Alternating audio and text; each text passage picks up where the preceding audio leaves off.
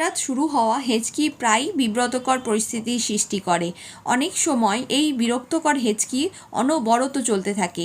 বেশিরভাগ ক্ষেত্রে হেঁচকি কিছুক্ষণ পর চলে যায়, তবে বাচ্চা এবং রোগাক্রান্ত ব্যক্তির জন্য হেঁচকির সমস্যা অস্বস্তিকর। হেঁচকি উঠলে মা ঠাকুমাদের বলতে শোনা যায়, কেউ নিশ্চয়ই মনে মনে তোর নাম করছে। এমনও বলা হয় চুরি করে খেলে নাকি হেঁচকি ওঠে। অবশ্যই এসবের সঙ্গে বিজ্ঞানের কোনো যোগ নেই। তাহলে হেঁচকি কেন ওঠে? আমাদের বুকের খাঁচাকে পেট থেকে আলাদা করে একটি মাংসপিণ্ড, যার নাম ডায়াফ্রাম। এই ডায়াফ্রামের আকস্মিক সংকোচনের কারণে হেঁচকি শুরু হয়। প্রতিবার সংকোচনের ফলে ভোকাল কর্ড সাময়িকভাবে বন্ধ হয়ে যায় বলে হিক শব্দ হয়। এখন প্রশ্ন হলো, বিব্রতকর এই হেঁচকি থেকে পরিত্রাণ পাবেন কি করে?